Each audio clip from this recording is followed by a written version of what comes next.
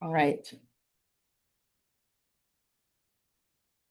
We can call the meeting to order at 7:04. You're the best in this one. You're exhibit O.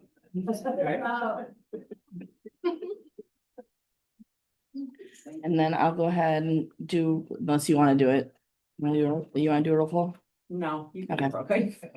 Nicole Brown. Like no real, like little. Is absent. Chuck Boltman, absent. Dallas Ford is absent. Diana Gonzalez. Juanita House, absent. Did you say absent from here? Sorry. Juanita House is absent. Ed Crisno, Present. Allison Kruger, Here. Ariel Ojibwe. Here. Desiree Simmons, Here. Ron Weatherspoon, Here. and Steve Wilcoxon. Present. We have a quorum and can meet. And I will pass it Okay. to our illustrious chair for the evening. So, yeah, could I start from the beginning? Okay, so I guess we're starting with a pretty straightforward agenda, though it's interesting that 6 looks like a lot. Well, so here's the thing. We haven't approved our minutes Yeah. from any of the meetings, because I think I missed it on the agenda the last 3 times, so. Yep, we can get through all of it. Does anybody have anything they'd like to add to the agenda? We all have. All of these, that's good. Oh, you wanna look at my schedule a second day? Yeah. Yeah, let's have it too. Let's see if we can figure out a way to do it. Yeah, like, Yeah, we ain't gotta make a decision because we missing 2 people today, but it's not a good. another date for a site tour. No, it's a short set. And I think. Oh, wait, were we also, I think we were going to, and I'm sorry if I didn't make this, we have maybe a few minutes just to talk about the site visit. Yeah, I think, is it on there? It should be. Also, this isn't on the date of the day, this is the past agenda. Is it the- It's from Did I print the wrong agenda? yeah, I think, That's why this doesn't make sense. Okay, yeah. okay, hold on. That's my bad. Sorry, Katie, yeah. That's on me. I'm sorry. We thought about, we saw this in like the draft. I'm so sorry. To look at- Oh my gosh. I'll know better about the approval. Yeah, I apologize. Let me print those real quick. I also did email it out, so if anybody has it virtually or wants it virtually, it's you do have it there. I saw it on there that you did have the review site visit, so yeah. Sure did. And I apologize. I just printed them upstairs, so I'm gonna run back upstairs real quick. Okay. And grab them.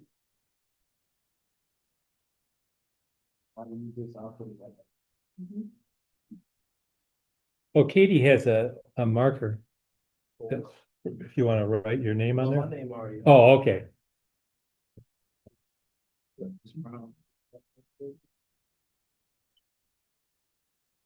Are you just putting her up there? Yeah. You be looking cool like here, you know? I was hoping she was here today and I got this seat next to her. Hey.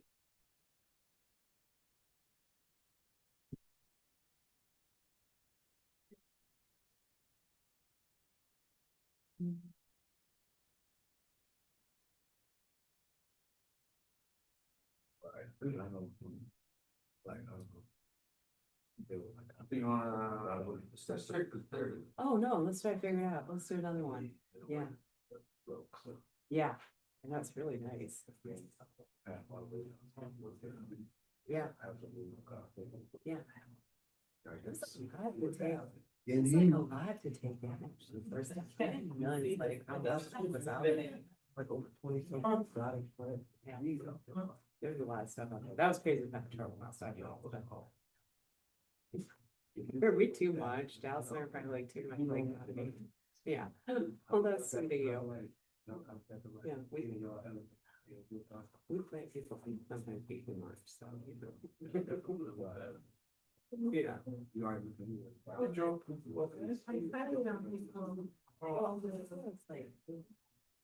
Oh, it's my phone. I have this thing. I don't know my phone.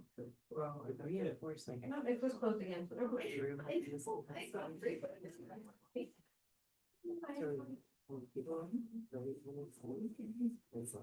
don't know how we're gonna like rectify this, you know what I mean? We clearly have like concerns as the community, like what's gonna happen to those people, and like, I don't know this house. So, is it good that I? For sure. Yeah, well, everybody, you can read on from here if you want.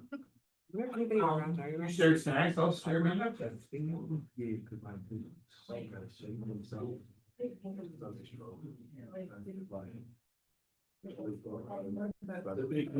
note songbook, right?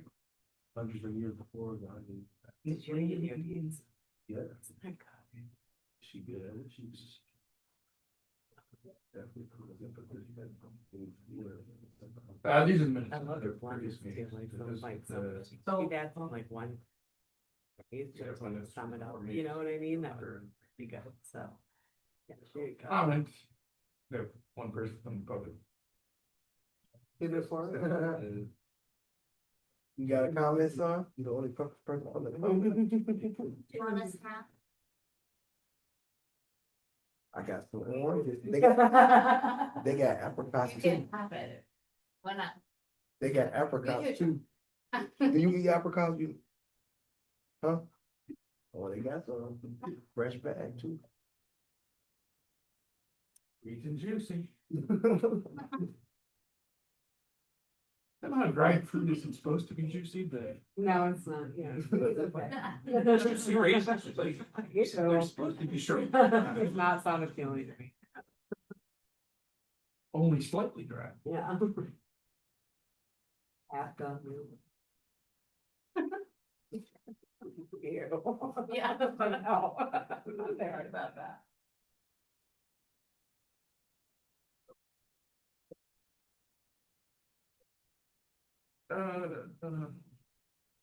That was Sorry. quick. John needs to.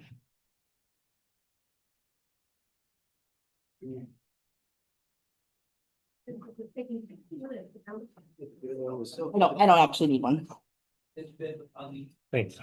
Hopefully I have enough. Oh, thank you. I apologize, guys. That shows you where my brain was today versus yesterday. When I sent it to you originally. Thank you.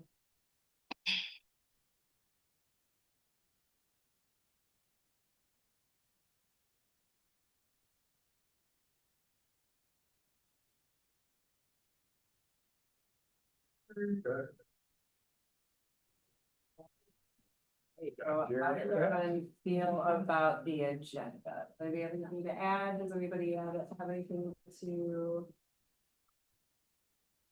Good. Duran and I were talking about maybe also adding another. Can you make sure and pull the microphone to you because Oh, you don't have one right in front of you and it's not gonna pick you up. Thank you. I got you. Okay, so you're on sound. Thank you. Diana, did you have something to add? No, yeah, just. Oh, okay. All I right. think that's. Yeah, this is. Yeah, if everybody just pulls them a little bit closer to their faces, then we'll all be able to hear a little bit better. Awesome. Oh, that's right. No, I found. Okay, Duran and I were talking about when we have a few minutes to talk about the site visit, maybe we can also see if you want to do offer another time so that. Folks who didn't get a chance to go on the first one could go again. I know it was really eye-opening for the folks who didn't. So we'll add that just to number 6, but. And then, did we already go through the process to choose our next facilitators? That's at the end of the meeting. Well, it's not on here right now, so we'll add that's what I would add, next facilitators. yes. Nice. Okay, with those 2 additions, anybody? Move to approve as amended. Or 5. But yeah, I was gonna say we don't have to formalize it, but everyone's in agreement. Do we get Chuck? Welcome, Chuck. Did we get him listed? Got him, yep. Thank you. All right, for the approval of minutes, there were quite a few there. Any comments on the minutes provided? Keep reading. Yeah. That being said, can we approve all at once? All right, so the approval of the March 15th, the April 15th, April 22nd, and May 20th meetings. Concerns? A five? Fives, high fives all around. We'll move to the next one. Public comments? No pressure. No, is there anyone online? There's not anyone online. Okay, so we can move on then, and we get to the discussion of the site visit. I just thought it'd be nice if those who could attend the site visit, what was it, a few weeks ago, they had any thoughts or things that stuck with them from the site visit, maybe now would be a time to share that. I know from my perspective, I just want to say thank you to everyone for allowing Dallas and I maybe to dork out a little bit too much on the nature of the site. I didn't expect to see everything that we saw there too, so thank you for allowing us to go overboard on that maybe a little bit, but also, I really didn't have any idea to the extent of the remediation zones, how large they were. And also the extent of the community that's living on site now. And I think both of those were kind of eye-opening and something I was glad to experience. Does anybody else have anything they want to add? Yeah, I think it was a wonderful suggestion by Ariel to have a tour, and the site is much larger. I agree with you, much larger than when you walk it than when you talk about it in abstract. So I thought it was eye-opening and I enjoyed it very much. I was really grateful for yours and Dallas's expertise, and it made me think of how we've got like Lily Park and the kind of guided signs that they have there, so I think in terms of, you know, saving nature and certain trees. And I would like to kind of that somewhere in the art. I'm sorry, I missed the end of what you said. Just that they highlighted some of the, I don't know if they're specifically endangered, but at least, what their endangered status is, but some trees that, you know, are, more down, like the hackberry or something like that, that I've never heard of before. And I would love to see anything like that preserved and maybe have signage, kind of like Lily Park had, like when you're going on a walk, and we'll stop and tell you about native trees and plants. And I would love to see that. That Water Street. I second both comments. Yeah, the opportunity for learning at Lily Park when the sign is right near the item is really helpful. You know, mentioning, and also it was fun to have your nerding out and expertise, and I never ever would have known about the turtle nest. And that was so cool that there were 2 turtle nests there on site. And thank you for pointing them out, because I thought that was not natural, but it was eggshells. Yeah, so it was a lot of fun to do, but as Duran pointed out, we didn't get everyone there. And so we were thinking of maybe trying to host a secondary site visit. And I know it's kind of quick turnaround, but we know we can get a hold of everybody through the magic of email, and the weather is really lovely right now and it's not too hot. So maybe have suggestions for a next date that we'd be able to get to before our next meeting, just offer to the group. Duran and I were talking about maybe like a Sunday stroll. I know it's probably hard for everybody to get there, but we just find it to maybe where it makes most sense for people to join. Our next meeting. July, It's in the 20s. it's in the 20, they're all in the It's in the 20s. 20s. I think it's the 3rd or 4th. And there it is. We found it before I did. And the only thing is that we want to be conscientious about quorum, since we're in a is a publicly noticed meeting. Do that, because we had a quorum last time, but there was never a point where that many people were together. Great. Right. Glad to hear it. 4 and 5 people walking. Yeah, they're scattered about. So can you help me understand what's that suggestion then? The people that already went don't need to go again. Or that we publicly notice it. Or that we publicly notice the date that we're doing it. And Maybe you guys should do that. Well, We can get more cool people that know stuff. But that means it has to be like posted. out Yes. to People. Yep. And- Well, so that's the question, and I guess, I don't know if, Steve, that's maybe a question whether council needs to, I- Always been. we don't, but for this. Well, so in the legislation that created this body, it said that the meeting would be publicly noticed to the entire city. So we ended up publicly noticing to the entire city all of these dates. Including postcards. Yeah, Postcards. with the date. We don't always publicly notice all of our meetings in that extensively. I don't know that we need to for a tour, but that's not a Katie Jones decision. That's a city council decision. Well, depending then on the availability, I mean, we do at least are blessed with a very long day here in Michigan. We could either do it again, kind of the idea of at the beginning or the end of the already published meeting. and Right. That would be like the one, if I'm making the assumption that if we're every one's on a Wednesday, so the Wednesday in the 20s is July. Yeah, it is the 22nd. 22nd. Yeah. I know we don't have an agenda for that, but, because we have a lot on this agenda, which was like, so you and I checked in and talked about, oh no, we already went to the site visit, which was a help for this meeting to allow us to get through some more of the meat of the RFQ, but will we have that opportunity? Will this be a burden if we try to kind of do a site visit at the same, spend the first hour maybe walking down to the site and then the second hour in discussion afterwards? And it took us about like, Start it took the meeting, about an so hour and a half. Go down, walk around, come back. Yeah. It took us about like an hour and a half, and we was kind of stopping and kicking it the whole time, so we need a little bit more, like, Is starting it earlier an option, Katie, or is that a mailing? We still would need a public notice. Yeah, Publicly notice. it. Change. Mhm.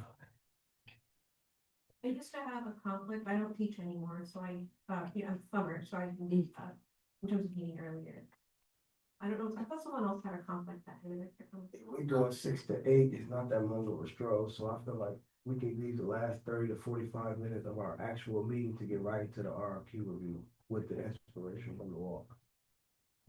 The other option is rather than have to repost the meeting, we could cut the meeting short and then do the second hour.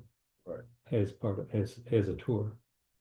Oh, Well, I guess one question I have is who else wasn't able to go? Who would like to go? 'Cause I know I wasn't, you were, oh, you were there, so who else besides I? I know Miss Juanita, because Nicole. Nicole, Juanita is not there. Juanita, Desiree. I guess there's only 3. Oh, Yeah. so really good for now. Yeah, so I just have to check because I might not be at that meeting, so that's the only thing, the only reason I'm not like, I want to go, I couldn't make, so. Can we tentatively, I would prefer to do it some other time. Seems like walking around there and coming here to a meeting just goes over, Mhm. and it's gonna cut short what you have to do down there, do it on another day. Set a tentative date and then check on The noticing. requirements, do that. Like, if you're talking Sunday at the Like the 12th, like in the 12th morning. and the 19th, yeah.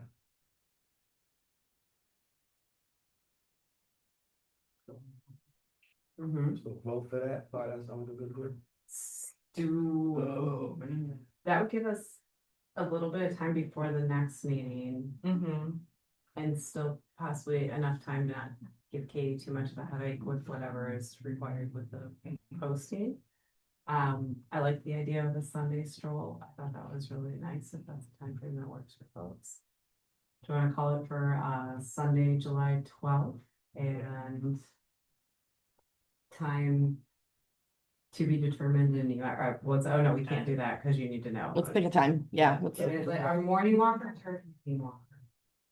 Does anybody gotta go to church? I mean, I'm not a Christian, but still, like, Yeah. I would think that would be the, I know. what time do somebody? I regularly have office hours at 11 and we don't get a whole lot for that time. we could have office hours down at Water Street. What's that? Have a Well, I could. What I'm office. saying is like. Yeah. That would crimp the tour for Steve though. I will be out of town, so I won't be able to attend. But we don't need to. Yeah, do Do you want to be able to attend? Right. No, I'm Okay. fine. What, Meaning continuing. Mhm. Well, also, because once we figure out the noticing, like, I'd feel weird about having to do a postcard so that we can For a walk. do that. So. But I would love to go, I so, think yeah, that'll I just feel also- like 10 o'clock, yeah. I think that'll also be able to like encourage the community to step out too, because like, Yeah, again, we keep being only one about to make these decisions for everybody who actually, you know, Mm-hmm. I like that idea. are affected. So I'm definitely in favor of the public notice, and I'll come help if I have to. I don't know what to do. It's not overly cumbersome. It's Yeah, I just, wanna- it's just a logistic. Got the community more involved with the situation, but that's how I.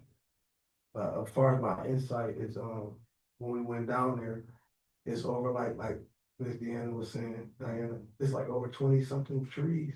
That's like exotic or precious and cool. So those natives actually took their time to plant those seeds and give those kind of auras and energies that we all just felt. And we gotta figure that out, and I think people that's not been there gotta feel that so they can know what it is to be from Water Street or being in Kentucky. And then we got the cool Dallas, her to do her thing again, so, you know. There's a lot of experiences I think people need to do. I think there's a lot of experience that people need to do. Do you think that doing a little later, like 11:30 would be better? That'll offset that half hour. It'll be hotter is the other thing, right? But I mean, if there's 6 of one, half of the other, you know what I mean? Whether people go to church earlier or later, I go to like temple service really early, so you know. I'm just wondering, the counterpart to this, or maybe like another way to approach this, and I don't know if this is better, is to say we actually work on the RFQ more and then take a break to revisit the site.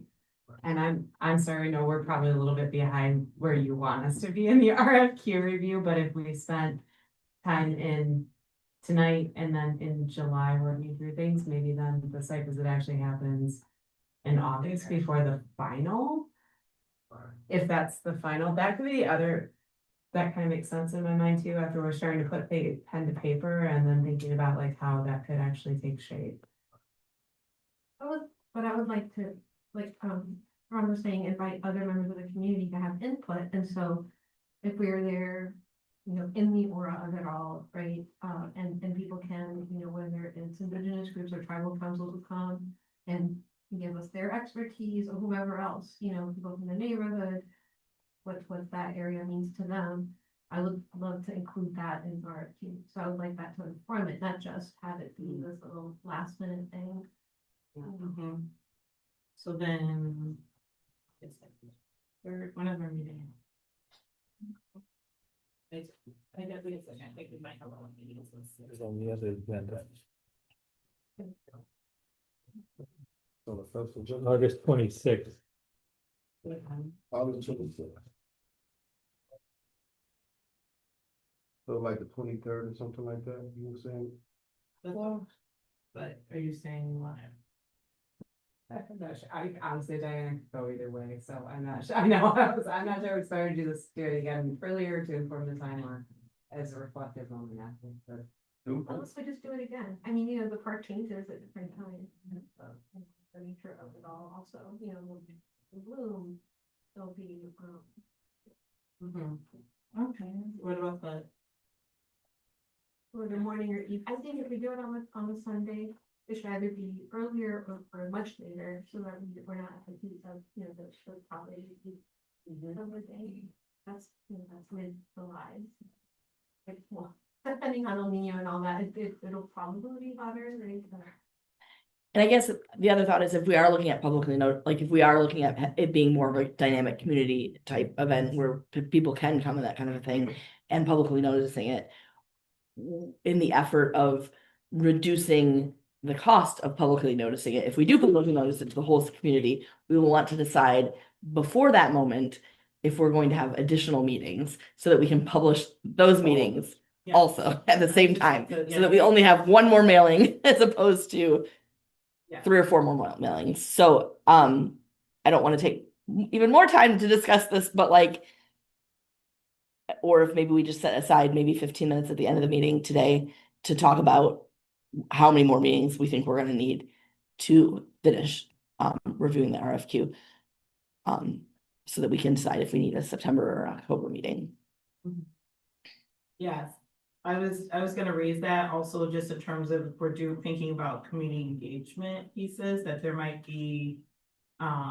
Other opportunities that we might wanna do for that too, so I was just about to make. You were headed there. suggestion. Yeah, about like maybe we should come back and think about like, oh, do we wanna do other kind of engagements? I know Duran has been, there's been a couple of things, so.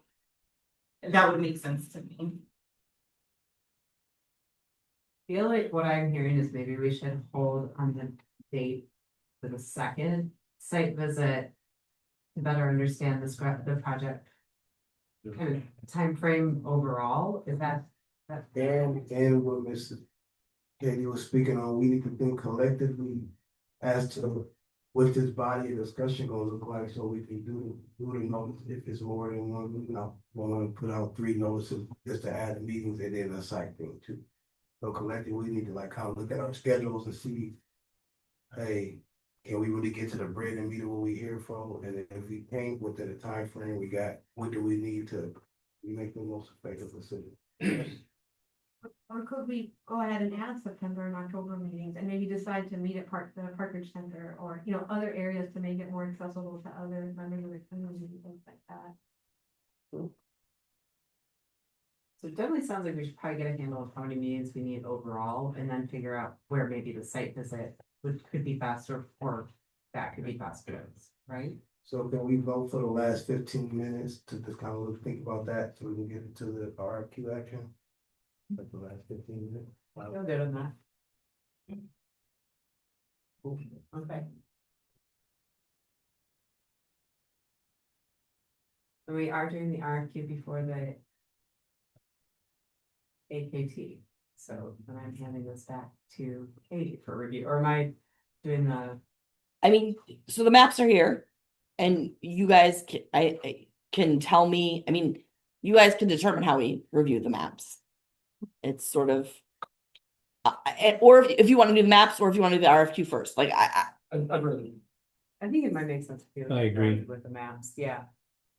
is that consensus? 5. All right, Maps first. great. It's these guys out of here earlier too.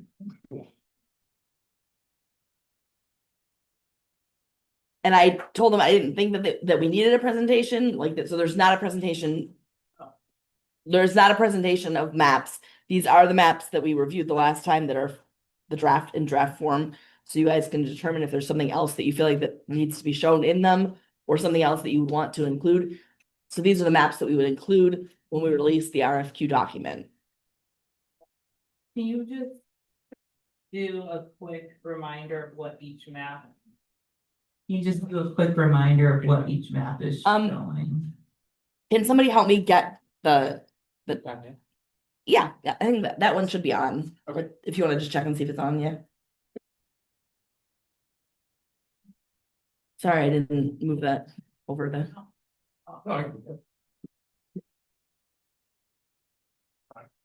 Yeah, it works, You Right did all in the the time till right? it was there, right? So just walk through them? Yep. Okay. So figure 2, site map existing conditions, just to remind everyone. Is intended to show the layout of the site as it exists today, including the park easement that the city is going to retain. Along with existing subgrade utilities as well as overhead electric lines. The hashed pattern in the northwest portion of the site along Michigan Ave, that is the current footprint of the city's historic district, which, as we discussed last time, I think the city is in the process of trying to remove that part of the historic district from the site. But as it exists today. There's a process of what? With that. Trying to remove that section of the historic district. On Michigan? This piece right here. Yeah, I know, I see it. I'm just surprised they're removing it. Okay. So we can have more dollars first. There's nothing there. Yeah, Well, I know, There's yeah, nothing historic to them. well, but there hopefully will be something in line with it, if that's something that values, as opposed to more strip mall. That's why we're. Right. Does anyone have any other questions about figure 2? The blue lines are this, sewer that's already there, that's, Did you say blue? yeah, Yeah, the thick blue is underground water. Oh, yeah. So It this- overlaps with a green polygon, if you will, for underground sewer. For the most part. sewer. Wait, so now, I'm sorry, just, I'm just confused. So the sewer and the park easement, they're both green? Yeah, the printer didn't pick up too well on the different shades. Oh, wow. Desiree, are you speaking on these two, like, near parcel 38, where that like split, is that a different green right here? To the bottom left of the document? That two different. So the park easement is 100 feet wide along the river, that helps. This split down here, this is underground sewer. So the darker green is a sewer, I guess, right? That's closer to the blue right here. More or less, yes, Alright, You said it's 100 foot. from the river's edge. so there are active sewer lines in the site, on the. site, yeah. Yes. So are those lines that are merely large transmission lines, or are those lines that could ultimately be tapped into if development took place? I would say the underground water and sewer you'd be able to tap into. My understanding is they actually cross underneath the river at certain locations, so they're integrated with the town. I think we discussed last time that Jeremy and I were here. Up along in the former Parson Street right of way. Those utilities are about 20 feet deep, according to our driller. Who popped open a manhole just to make sure he was safe to drill up there, but. Yes. Thank you. I would just add, that is an important feature of existing conditions for developers, because the likelihood of moving that. Very costly. is that what you were speaking on as far as the material and stuff down there would take to like get it up to code? No, just because they're active, right, 20 feet below, so if you were to pick up and move those. Right, that is an huge expense, Yeah. right, so. It is a previous road network, right, on the site itself, Mhm. so.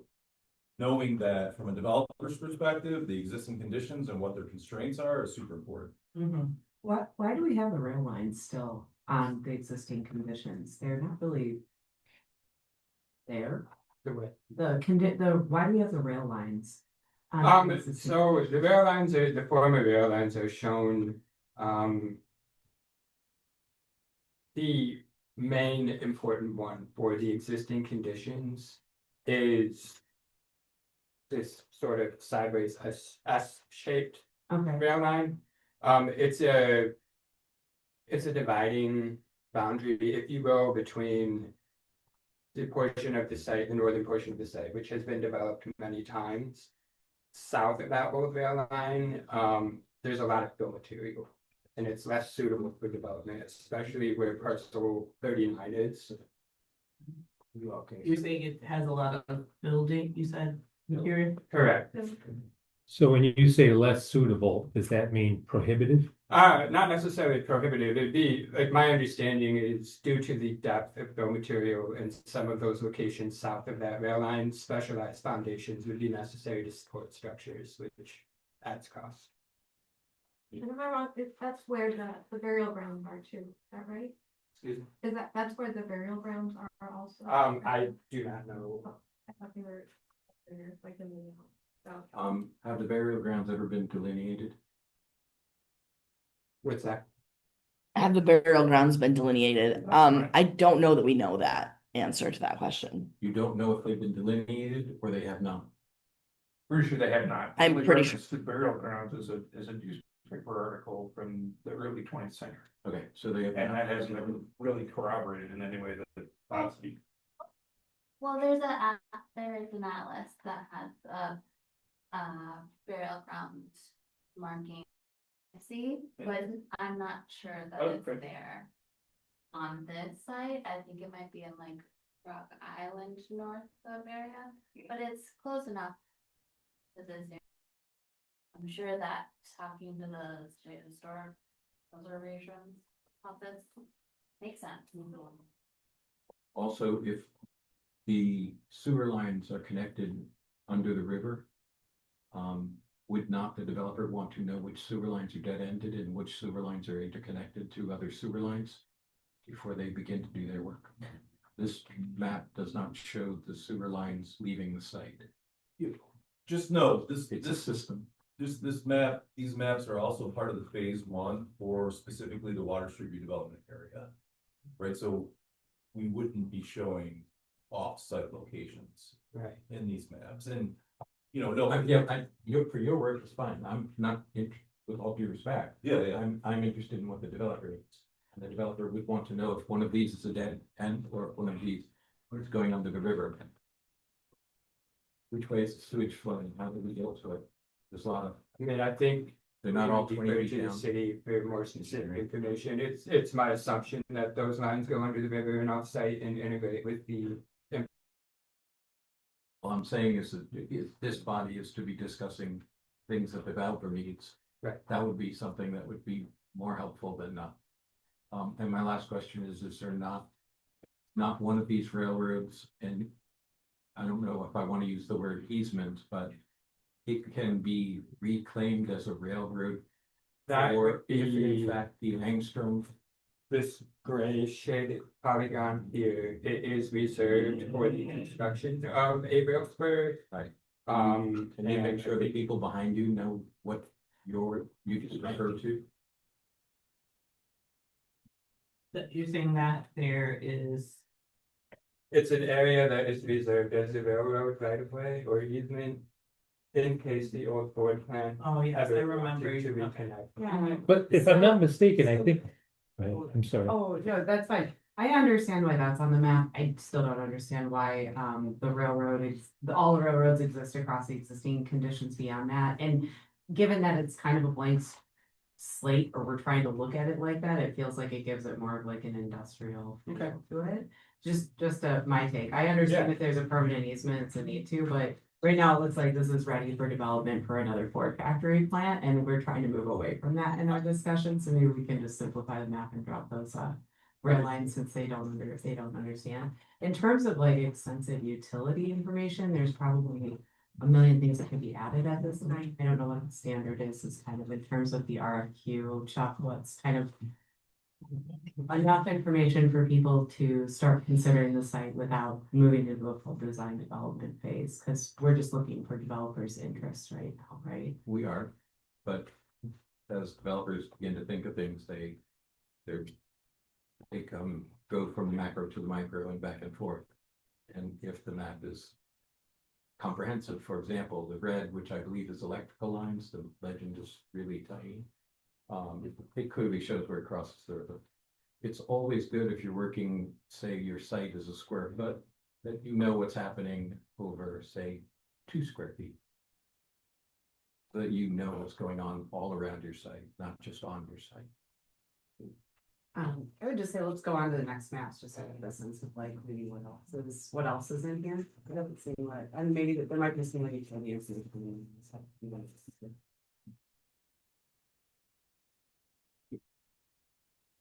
So, figure 3A.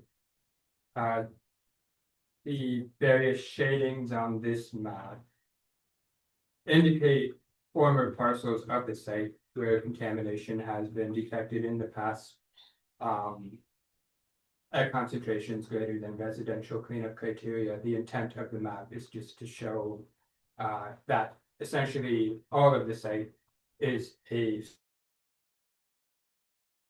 site of environmental contamination, which has implications for soil and exposure risk mitigation. Which figure is that? That's 3A. The brown map. Two problems. Figures in the bottom right corner. Why is mine not dark in the bottom? Because my printer is not great. Thought I had a different map. No, it just printed it, the coloring different, a little bit different. You'd be fine. Thought I had the wrong thing.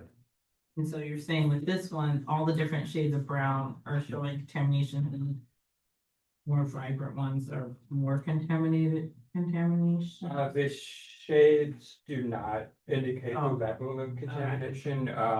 There's really only 3 colors on the map, even though it appears that there are more. Okay, I was gonna try to pull this up electronically. So the shades have more to do with their eligibility for funding than the content of the. Not Yeah, necessarily. Oh. But just looking at the legend, it talks about part whatever facility and oh, What the existing part 201. Yeah, the I guess grayer of the brown colors, if you will, is part 201 facility. The more beige of the brown colors, not technically a part 201 facility, but contamination has been identified above residential cleanup criteria. Parcel 16 is kind of a reddish brown color. It's an open part 213 lot site. So really, the intent of the map is essentially to show only about 4 or 5 of the former parcels comprising Water Street are not sites of environmental contamination. So 98% of the site would be considered contaminated.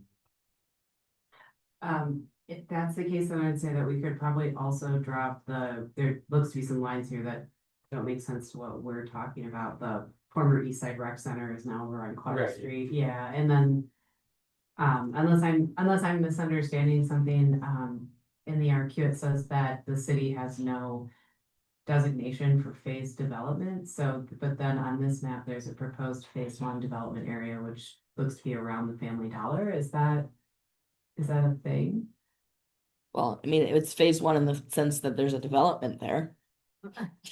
well. And it's the only part of the site that has a development, so that would indicate phase 1. But Actually, it's the other one, because it's the more aqua blue, that's the Oh. proposed phase 1, which is the opposite side from Family Dollar. Oh, I'm sorry, I was reading that the wrong color, thank you. Mhm. Yeah. Yeah, if I could clarify, these areas are shown on this map just because it's important in our phase 1 for referencing different investigations that have been done on portions of the site rather than the former parcels or the site as a whole. So we can certainly create a modified version of this map where those are not depicted because, as you just said, for the RFQ, they don't really make sense. Okay, thanks. Yeah, and not to be confusing, I'm from the phase 1 with the phasing of the. Phasing of the development. I'm sorry, if I'm confusing those, like I very well might be, so, but if I'm confusing them, everyone's confused, so. Okay, thank you. Yep.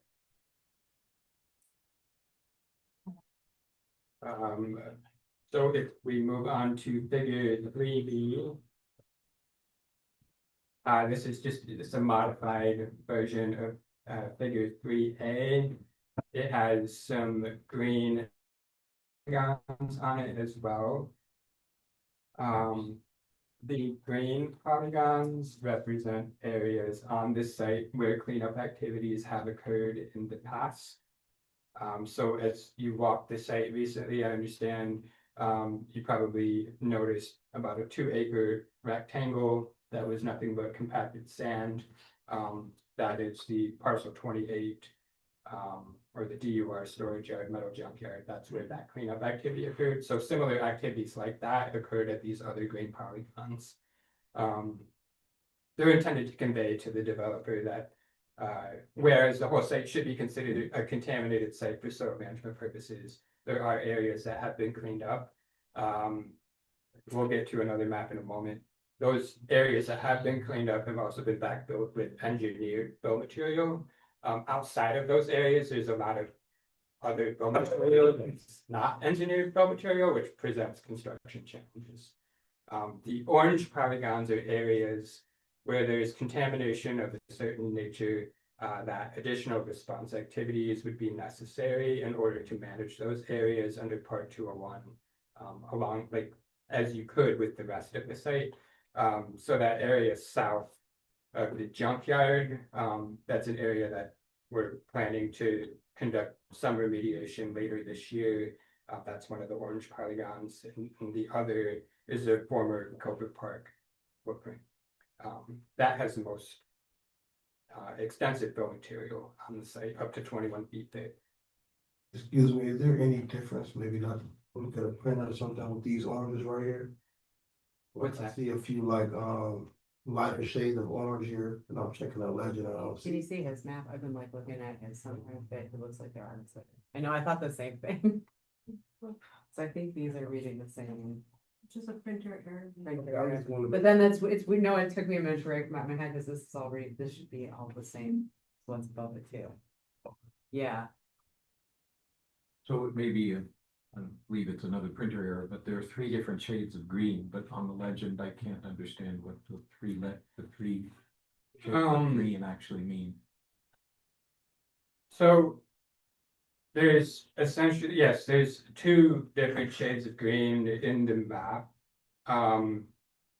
The reason for that is the BOC area, which is this square up here. It was subject to 2 different remediation activities. One was the broader square, the second was a smaller rectangle within it. So the darker shade of green was just intended to convey that that excavation was deeper. And similar situation on parcel 24. Those are the only 2 locations. The greens with the gray are doing a number on me. It appears even that area number 2 is a separate and yet a different color green. Is it supposed to be, or is that another printer error?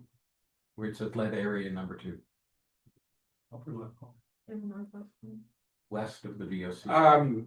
Yeah, it all means the same thing, basically. I recognize that there appear to be different shades of green. It's because the colored polygons in our CAD program are overlapping with Other the color. brown polygons underneath them.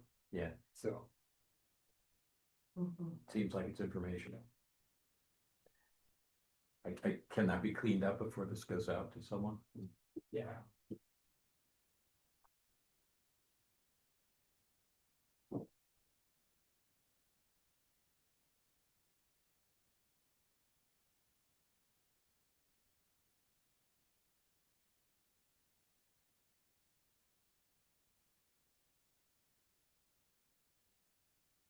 Any other questions on this? Nope.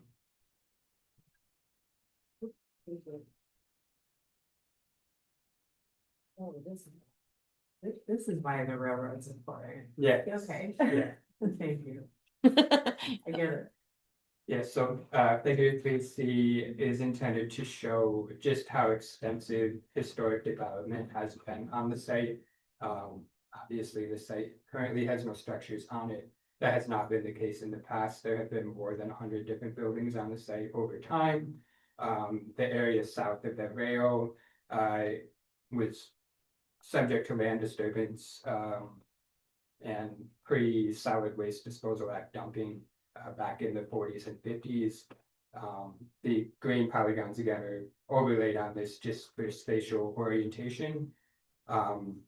Some of the smaller colored boxes indicate subsurface features that are potentially, they represent features that could be encountered during redevelopment activities, or above ground features from the past. So the pink squares represent underground storage tanks for which there are no removal records.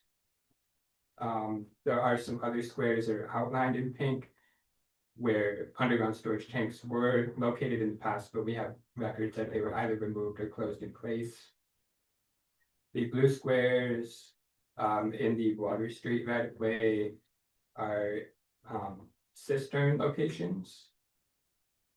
And there's a couple of darker blue squares, one on parcel 19 and one on parcel 28, where well or well-type features, were identified on historic maps. The orange squares and circles on parcel 5 are where bulk above ground petroleum storage tanks were located. Right next to the group. Is it meaningful that some are circles and some are squares? Not necessarily, it was just a choice by our CAD operator.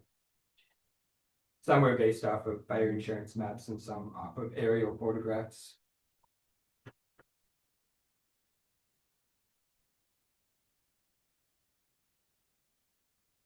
But I think, one of the questions I've seen in the red line RFQ was, are foundations likely to be encountered, or a similar type question? This map is intended to convey that, yes, you should expect to encounter those types of things. Looking at this map, if we intend to do any more remediation or anything, looking west of the fence line, is that something that we should highlight to a potential developer as to which way we're gonna go based off our current fence line or something? Like, say, if I was a person thinking to invest into this land, looking at this map, I don't know where y'all next space. I know it's probably somewhere else documented, but I would wanna know where's the city's next space of remediation gonna come based off the fence line in itself. The already existing fence line. Is there more cleanup expected?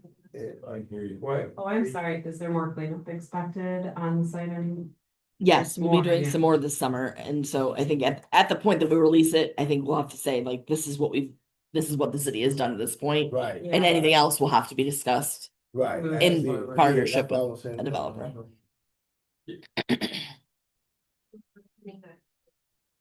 Yeah, but adding maybe what the next more immediate plans on the map could be helpful. I think that's what you're saying, right? I'm saying that to this, that we as a group don't even know, are we gonna decide more short-term solutions amongst this development? So this saying, thinking like, what if we come to an agreement that we're gonna use everything west, of the RFQ to get sale now or pitch off now, They as haven't, opposed to. Yeah. We haven't discussed that or come up with that in general, so obviously I wanna keep that in the forefront. So I think it's very vital information to know when we are gonna, move the fence line, which way we going with moving the fence line, I guess. maybe one thing that would help us is what's the point of the fence, which actually, while we were on our. It's on the final figure. Oh, okay. Okay, So, so- like transition, that's awesome. Okay. Moving on to the next map. Moving on then. Segue. We may have to explore like an alternative map for the last figure, but, we'll get to that one in a second. This is not the last figure, this next one, but,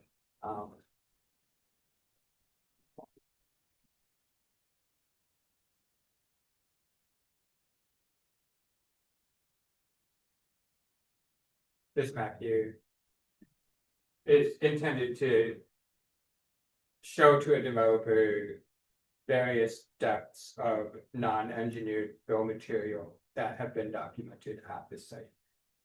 There is a legend that kind of explains that. The gray color that you see on the printed map is the shallower depths of that kind of fill material. And then the darker the brown you go, the thicker that fill material is. And as you can see down on parcel 39, that is where the most extensive fill material is located. That is up to 21 feet big. I'm just curious, are there any images of the river, of this area? Does the city have any from before 1940? I know that in the 1940 aerials, the county has, the city of Ipsy doesn't have good coverage in it. I was just curious if we could see what the site looked like before 16 feet of fill were added to it. If there's any records to it. I know, I think I've seen the 1940 ones too, but I don't know that I've seen any aerials that are before that. There ought to be a 1937 and a 1940 photograph. My recollection is one of those few is really pretty poor resolution. Okay. But yes, those Just curious. Yeah, I don't think I've seen anything Yeah. before that. 1937 is typically the earliest aerial photograph that you would encounter.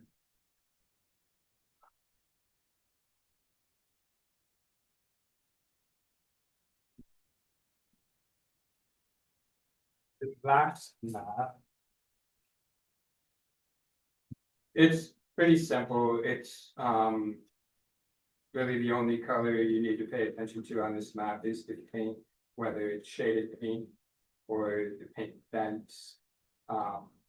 These are existing engineering controls that are there to prevent access or to prevent direct contact with contaminated soil. Most of that is along the trail related to the trail cleanup that occurred back in 2017. The fence line around the, I guess, central portion of the site, that's the fence that exists today. I think in light of your comments so far, it may make sense to prepare an alternative to this map indicating where we anticipate the fence to be after the next round of cleanup is completed. What that might look like is it might be a fence that is just around the orange polygons from the previous map. So we could certainly shrink the area that is fenced now that that heavy PCB contamination in the junkyard has been removed. That was the primary purpose of the fence, being around that portion. Just to restrict access to that. It looks like Desiree has a question behind you. Oh, well, I was just gonna say, and I don't know if it's, I'm trying to just keep track with the marks of whether on existing conditions or one of the maps that shows where the border trail is. One of these lines are the border to border trail. You looking at figure 2 right now, right? I was. Oh, that's, yeah.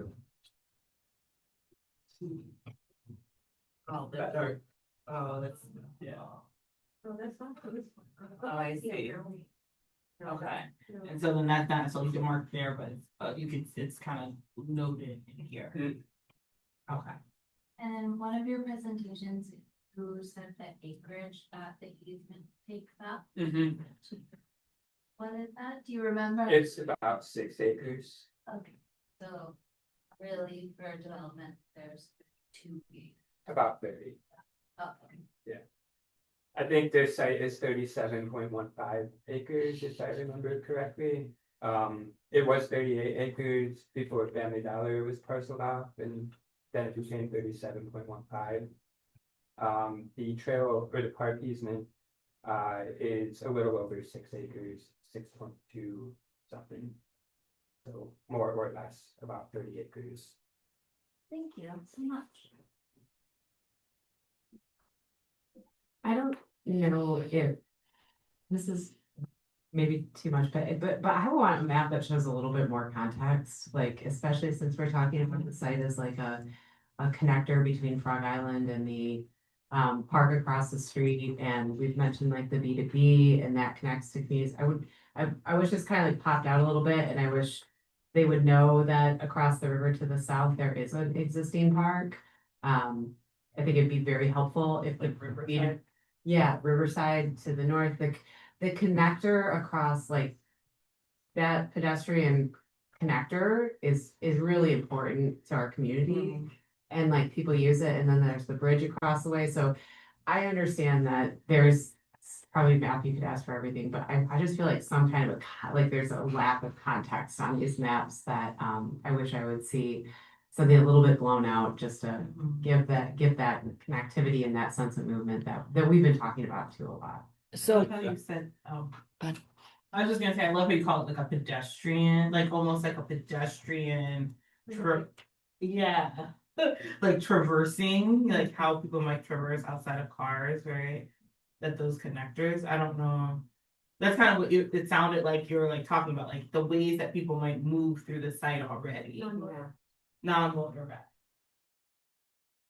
Park to the south that's not referenced, and a park immediately to the north, and no connection between that, I think is a missed opportunity just to reinforce our want that this site gets developed to improve all of that.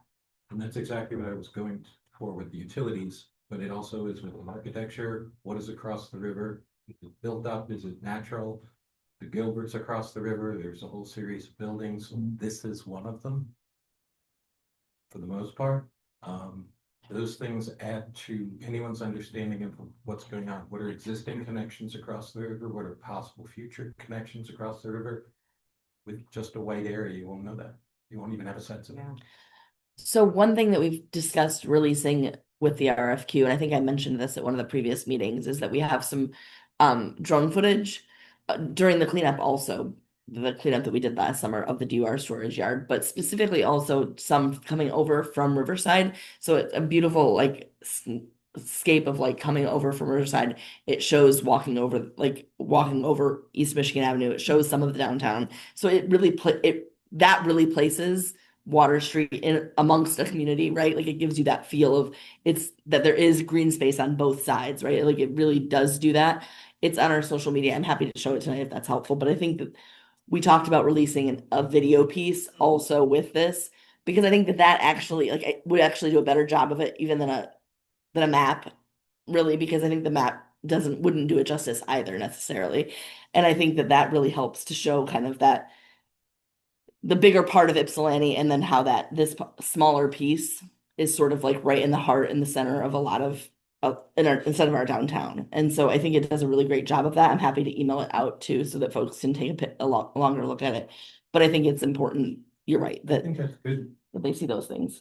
I think that kind of footage is really good with the feeling of it, but at some point, this takes the next step, and mapping allows you to measure relationships between things and really get an understanding of so on and so forth. We're half as big as that. You can't do it. Sure. You can't have senses of scale. I don't wanna talk to you or you indirectly, but so it's possible for we can just get a map, so somebody that retains information differently. I'm talking to him too, I know y'all. No, I mean, I think, the reality is what you're talking right there, I think should be going into a demographic section of your RFQ. Where you basically are putting together, what a real estate agent would pitch if they're selling a piece of property, right? Is all the maps, drone footage, everything associated with the Ann Arbor Metropolitan Statistical Area, right? Which is Washtenaw County, City of Ypsi, all the colleges. I think that's a missing component in this RFQ, that you need to have a full-on demographic section that includes everything you just said, right? With the video, with the maps, and I think Washtenaw County border to border map, right? That, MPO, right? Like, so I think is super important to be included in this RFQ. Because I mean, you're releasing this publicly, right? And you're not necessarily just restricting yourself to local Washtenaw County development. Jeremy, can I have you come up to the Oh. microphone? Yeah, that's why I didn't wanna like just push you over there, but I know. I know. Better. Yep. Or you can come here too if you don't want to sit with Scott, whatever. Uh, Wherever you're comfortable. sit.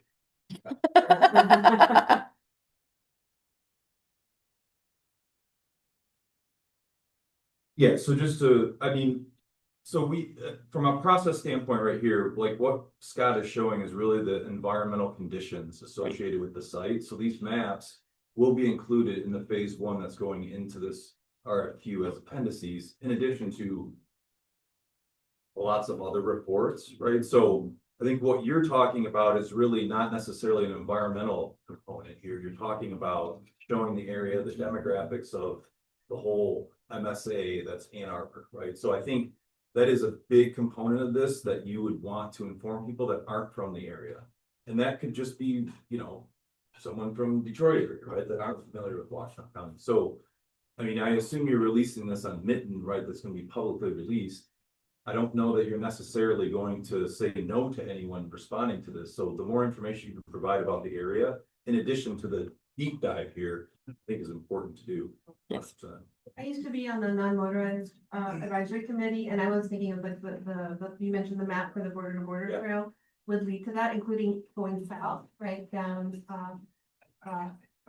past Village and then also I know we did some surveys of roads and things when we were and to, when we're applying to make Ipsy a bike city, like the bike friendly city, so there should be information about like how to get places, you know, and we're a bit of, you know, for a bicyclist.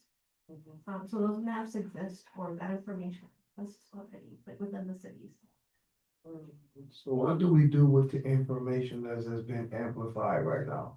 Cause from what I'm hearing from Chuck is basically, as a potential developer, I wanna see what I'm looking at, not just the space that I'm able to purchase, but the connection to moving forward, the spaces around me, not just the, you know, white on the paper or something. So how do we accommodate the vision for somebody like that, but I also hear from a more holistic person right next to me, like, how do we compensate or speak on like, the more people that's walking by and don't got a car, like you say, non-motorized, but people that's actually got a car but coming to walk, you know, we don't, you know, like, if we want to make it a pedestrian friendly place, some people do park their cars to come walk too, so we don't want to get caught and get in a silo of just non-motorized.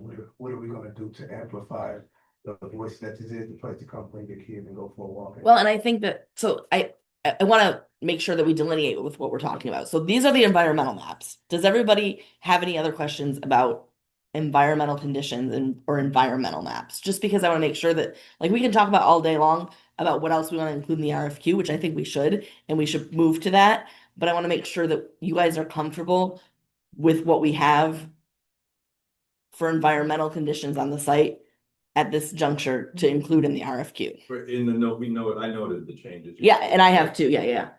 As long as you guys fix the ink. Yep. Ink thing, but Well, that comes Yeah, from- no, it will be a digital Yes. RFQ, right? Right. And so it'll all be consistent. It's Yeah. a little different. Sure. Right. Yep. Yeah. Like Chuck also say, it could be information that's all being overlooked. Right. Any component, so I wanna make sure, I don't know what I'm looking at, but I'm just saying, make sure it's kind of crystal clear what somebody is looking at for Yeah. the next 100 years, I guess. Yep. And I think, you know, like I mentioned too, these maps will be part of. I think we'll pull the maps out separately. As an appendix, as Yes. opposed to a $1,000 phase one document, right? So they'll be extracted from there. And we can make modifications specific to what we talked about today that are more specific to the RFQ, but essentially they'll be replicated in the phase one too, so that, you know, developers reviewing this information, because essentially it's mentioned in the RFQ, this is an as-is site, so it is going to be responsibility of developers to know everything they can know based upon what information we provide them, and then also what information they find out on their own, right? So it's super important that, and that's the whole point of this phase one, has never really been done comprehensively on the site before, and anyone purchasing the site would have to replicate a phase one. And if they were to do what Scott's been doing for the past few months, that it would literally take months to do that again, right? So we're trying to shorten that time frame for their due diligence period with this stuff here. So hopefully they can come in and do it a little bit more replicable Yeah. now that we've done it comprehensively. So I think maybe what we're talking about more outside of the environmental maps is almost like a Pinterest board of what we see our community. Yes, and then exactly. what we want, like a vision board. And I think that, so one of the things that Jeremy and Scott and I were talking about earlier this week is that this is a very, like, the RFQ document that I've presented to you guys is very much bare bones, right? And so we've talked about making it much more extensive, and I think that it might be helpful if I work with them to come up with a more laid out document that has some of those population information, just some of that like really big general information that would give somebody a good sense of our community and that sort of thing. And then we start to like dive in a bit deeper once we have it in a format that we feel that we would as staff feel comfortable releasing, right? Like right now I with the document that we have, I don't feel that, right? There was things that Ed pointed out that said we had asterisks missing because somebody had made an image of the document and then they cut it off, and so it didn't have the right asterisks, right? And so like just goofy things like that, but making sure that, like, you know, we say that we have a brownfield plan and then link the brownfield plan, right? And or have the access to that in appendices as well, right? Like we don't need the image of it right there. We just need to say that there is one and here it is for the reference, so that they have that context and that information. Does that make sense? Yeah, are you just giving the best transition for us to move to the next one? Then I'm going to Trying get to. to the RFP. Trying to. I'll just. I'm one- trying to, yes. One more thing to add to Katie too, we did release an RFP ITB, invitation to bid for the cleanup on the site last year. We went through an extensive process for identifying all of the requirements that the city has, kind of the front end specs that aren't in this RFQ doc. So we were kind of talking and saying, hey, there's no reason why we wouldn't replicate all of those requirements in this document so that you're not recreating the wheel, right? We worked with the attorney, worked with staff, put all that together so that there are no, what do you say, loopholes or anything that any respondent is not complying with the city's requirements, right? So that organizational structure kind of helps frame, the specific requirements, and then you can start to see, and it starts to come out, like, what does the committee want to see back from the respondent, right? Like, very specifically, what do you want to know from them to make a selection on their qualifications, right? So I think working through that and taking that template is going to help so that it doesn't take so long, you have to go through attorney review and everything, and all those things are kind of already been reviewed and has already been released. Would kind of help, put that frame together that Katie was talking about. Framework. I think we need to talk about the RFP. I think we do too. Thank you. Thank you so much, you guys.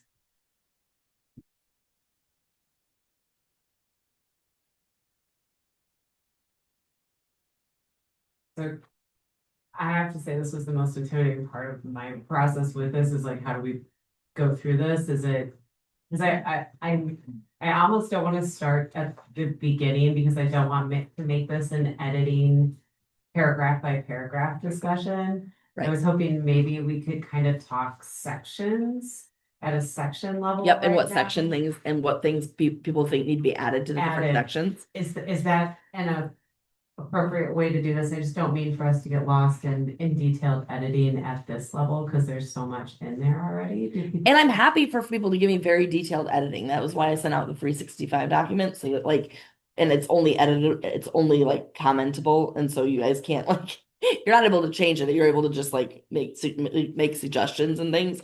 And we can leave all the suggestions in here. And then at some point, as a whole group, we can look through it and go through it that line by line if we want to. But I didn't get a ton of feedback. So in that document yet. Did you give me? No, I'm like, I did a bunch before I got here. Oh, okay. Well, okay. I didn't look today. But it's broad. There's Okay. not Yeah. specifics yet, So again, I think in order to kind of start to think about how we want to take not just this information, but also our experience with Yoda and the featuring into this, I think it would be useful to kind of start at a section level discussion. Are we comfortable with that? Does anybody have another way to approach it? I think that jumping in section is great. I wonder if we could jump right into the community benefits section. We don't have to go in order. I say if you're motivated, that's a great way to start right now. If you're inspired to talk about it.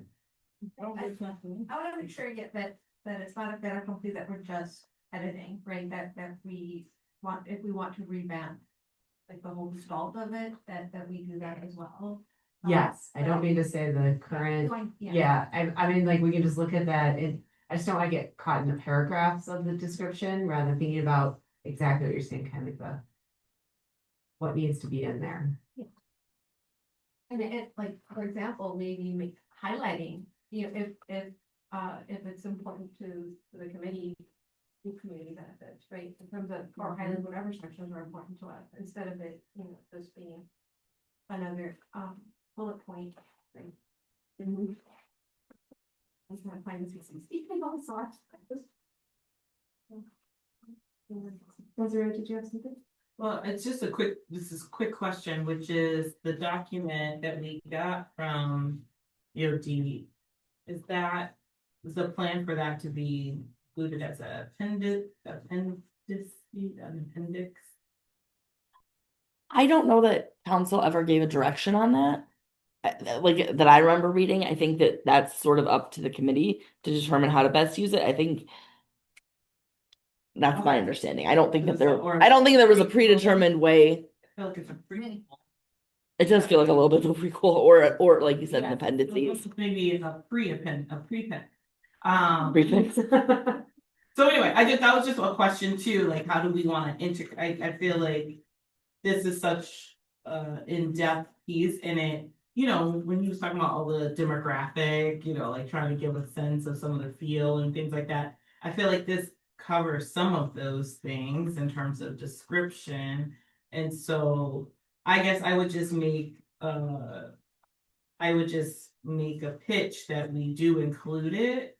And maybe it's something that leads into, whatever. I don't want it to get buried and like for people to be like, oh, this doesn't tell us where the pipes are, like, Sure.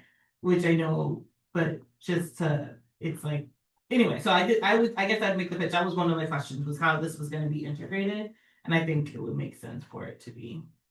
I thought she did an amazing job with the 5 commitments in particular. I thought that was just a really interesting. I thought we gave her so much. I didn't know what was gonna come out of there and she got it down to five digestible points. So I think that was the comments I made on the RFQ was staff was like, how do we actually bring these commitments, which she so eloquently wrote that I think I can speak for the group seemed to like, something that we all believed in and how do we move that into the RFQ? Like maybe organizing your RFQ around the vision, like maybe making that the backbone.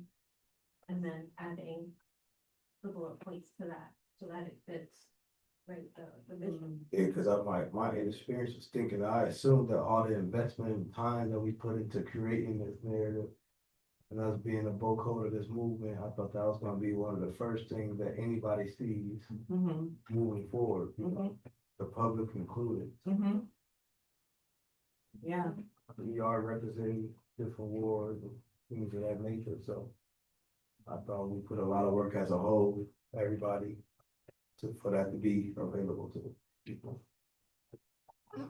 Yeah, I agree. I think that would, so anyway, I know that that's not jumping into the RFQ, it's just, you're talking about jumping into the community benefits, and so I was like, oh, yeah, so if we can feel clear that we want to, I hear that you're saying, is it that we think about maybe even the order or how things are laid out to follow some of that framework too, so that might be interesting to look at. I feel like as we go through, it might be interesting to be like, oh, when we talk about this would kind of fall here, right?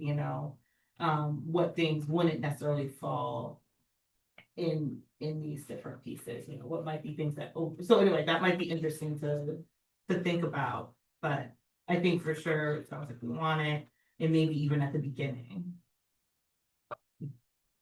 Yeah, I think it would be great to somehow get some of her beautiful language in the introduction. Like, I mean, just in one of the first few paragraphs, and I know that it's gonna take some integration and writing on people's and Katie's words, but I agree.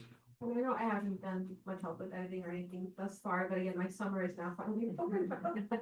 And that's something that I think I'm motivated to do, like I would love to see those, those things blended and, this, beautiful framework and synthesis of what we all discussed, right? We're together. Yeah, and then we add what was very practical, right, in terms of what we wanna see, but adding it to see if it fits convention, right? And if it doesn't, why doesn't it? Do we need to, I'm sure it does, right? And then just, I think it would inform then how to write the priorities among each section, if we have the vision right there, informing it.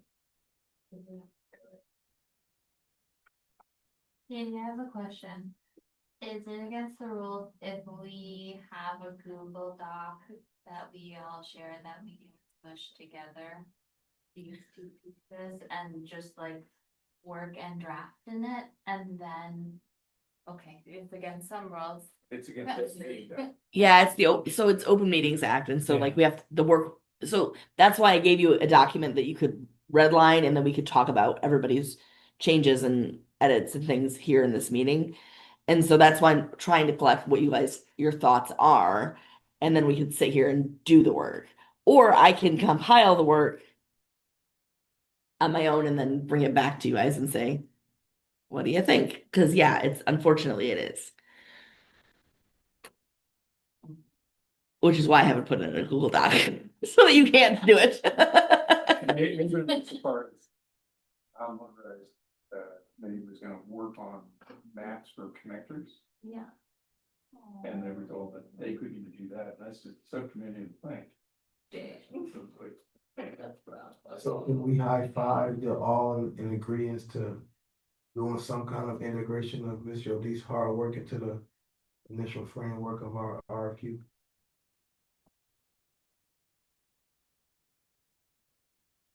Zero. What's your thoughts? It's not an automatic thing for me. It's not an automatic thing for me, because I don't think we've discussed the vision as a vision, and then we haven't discussed the RFP as an RFP, and I'm not comfortable taking that step right now. Thoughts? I don't know why they go into that thought. I think why I would make the suggestion to incorporate some of, and like I said, there's some editing here that needs to happen, but right now, the introduction is, and, you know, immediately moves into a very straightforward RFQ, introduction, environmental status, and this is all very important information. I am not taking away from that, but what I this didn't make is- it, so I don't feel yeah. offended. What this is missing in these first few pages is The warmth. any description of the community that we have and any description of the discussions that we've had. So I don't know that I'm advocating that we take Yodit's document and we insert it, but what I'd like to see is some of her language, the description of some of the things that we really felt strongly about. I'll go back to the commitments that she described, because I think that's just a kind of a digestible one to talk about. And I think that should be brought in the early phases of these districts. So it's kind of the language, because right now this is reading, like, this could be Ann Arbor, this could be Flint, this could be Chicago, you know, and maybe that's desirable for a developer, but I don't think that's what we're looking for. And I thank you, Ariel. I think that we maybe wait on the voting of integrating them, because I believe what I heard Chuck say kind of is just he wants more discussion of each of them first, so we can know what each other think about it more broadly. What I meant, what I'm trying to be clear about is clearly the draft of the RFQ was written by an engineer, and clearly the vision statement is written by a poet. The warmth is fine. It's the goals that are embedded in each that I want to discuss before they just automatically become part of the other without them being discussed as goals and intentions. Both of them, you can look and find that the authors embedded them with certain goals. Those are, I think, the priority for this group. That's the way I'm looking at it. So I don't want to go and do work which is writing work, then have to go back to it again because maybe the goals aren't where we want them. Okay. So I also think that if we're gonna integrate them, like I have a little, like I feel like I almost need to go back to OD. Like her document is her document. It's a product that she created to give to us, and I don't know that we can like. I don't know, right? Like, Usually, well, I mean, I hear I hear that, and I think that's, but I guess that I don't know that she knew that was something we would do either, is change her document. Do you know what I mean? Changing your document, and I think we are okaying any set of goals, right? But the idea, I thought what we were voting on is that, like Ron said, and Integrate the language, kind of take it more from so being technical stuff, trying to be more right into what the group has already invested this time in. That's all I was kind of really saying. So I agree with you saying we gotta break this down, even though, but I feel like our goals was created because we did the workshops and doing the stuff together as a collective committee.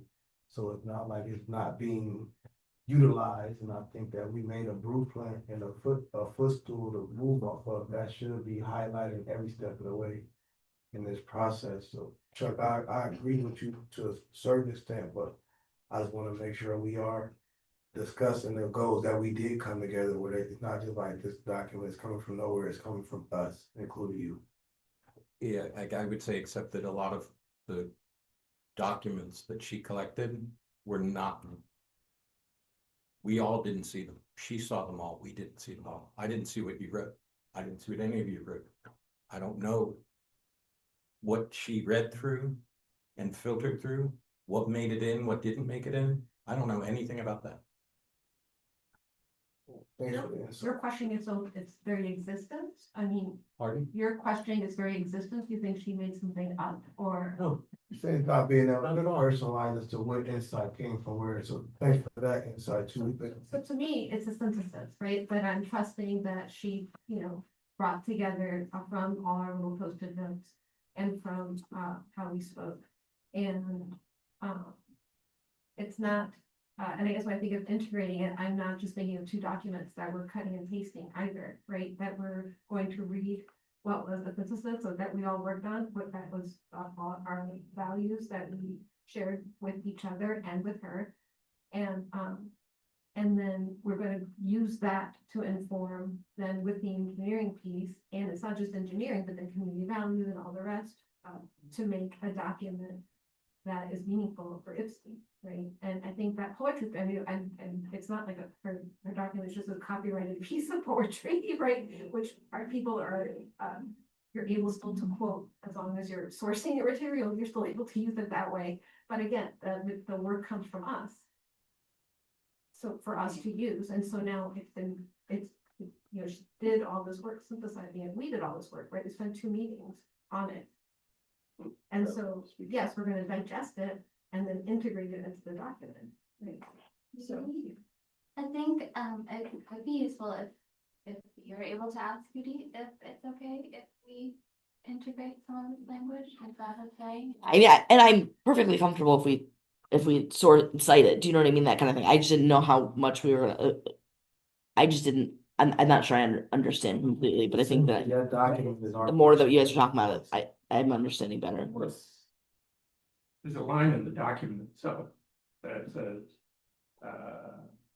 it's meant to be read by the committee as they translate it into specific terms of procurement process by council as they exercise their governance over what comes next, and by any developer who chooses to respond, and by the public who live alongside letter. Yeah, yep. It is in there, yeah, and I was refamiliarizing myself with it as well, of the intent of it. So I think that, yes, I'm happy to do that and make sure that. Included as a whole, I mean. Sure, yeah, I think so too, as like an appendices. Yeah. Yep. I think it's important enough, because we spent so much, and why we spent so much time on it, that it should inform the RFQ completely, and how we do that, we can discuss. But I think, she synthesized the work that we did, that was the whole point of it, right, instead of it being just, 365 points that we're making individually, that we have some goals that we all, discussed and. But also, she said it was okay to take pictures of the post-it notes that we all took. She told Amber and I that that was okay. And I can share them with you if you like, because that's everybody. And I also want to know, Chuck, if y'all know you smoked it over, did you not see your insight that you put inside of it? Did you see yours? I don't know, 'cause I don't know what anybody else's insight is. I just want to know, did you see yours or not see yours? I saw possibly things that I may have communicated, but not others. So that's where you come from, someone made the It's connection. not, no, it's not exactly that. It's a number of things. I have questions about the way certain historical things are described, certain things that might be missing. I just have things that I think should be discussed.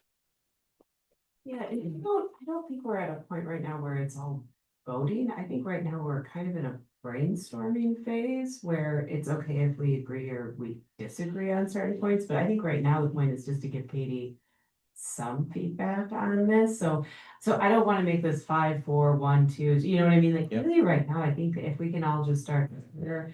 I loved when Yodi's talking about tensions, you know, like, let's just get them out, like, let's talk about what we want, maybe in format or, you know, all this explicit goals or things like that. I do have a hard time, maybe this is just like my brain, the way it works. I can't walk away from what Katie's already given us. Like, I'm gonna have to, like, in my mind, I gotta start there and then build off of it. So I'm sorry if I keep going back to this plan and this structure. I just don't know if I can jump to a different structure right now, but I think that we're all open to that. But I know that Ariel brought up the community benefits section, and maybe that's one we could just talk about together to say what's there, what we feel maybe we could bring in from our committee, what maybe Yodit's work needs to be brought in, and we can just start to see how that integration would take place. Would you like to share your thoughts on the community benefit sections? Yeah, I would love to. It looks to me like that is the part that has not been drafted because we are here to draft it. It's in the back, she's separated in half. Yeah, but then so there's tier 1 and there's tier 2, and then there are a lot of suggestions, maybe 15 or more. Yeah, from previous works that everyone's done, and so I feel like by discussing those, then maybe we could find some overlap in things that we value the most. Oh, it's just a description The of. CBO guide. And then the CBO guide is like before exam. I see. And then I have that list that- Just like the general from the. Or is it specific to the? Okay. I mean, there's the CBO guide that talks about the ones that are recommended in there, and then I believe, included the things that have been done through community engagement as well. All of the community engagement we did throughout 2025 with residents and the survey that we did. So the survey has been, actually, the survey I think is still actually available online. So I think somebody took it recently. So we have like one more responded, I'm pretty sure. Okay. I like the idea. I have some long things that I don't know are.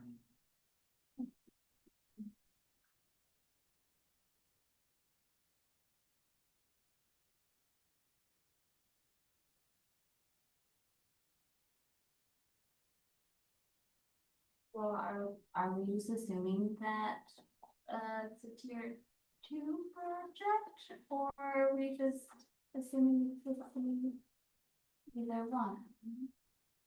Right, it looks like Katie. I mean, I think it's fair to think that it would be probably a tier 2. Tier 2 is the larger one, right? I don't remember Yeah. I'm not looking at the document at the moment.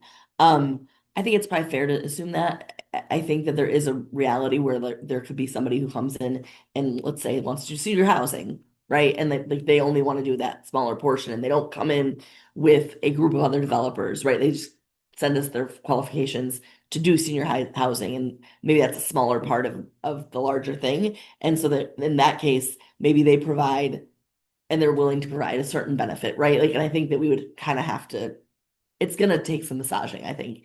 I don't know that anything is gonna fit into exactly the order that we have typically reviewed these in, and I think that that's why we have this committee, because I think that it's gonna take more finessing than that, to determine benefits throughout the process.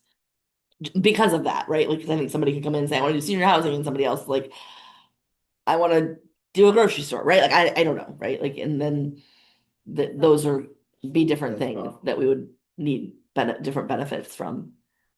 And if it's not as one proposal, then it'll be onesies, twosies, maybe.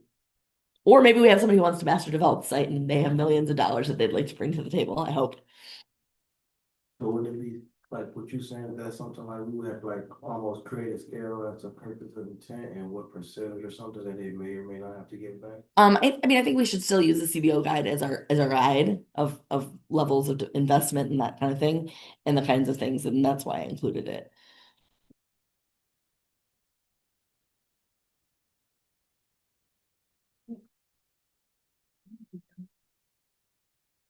I would going to talk about a park.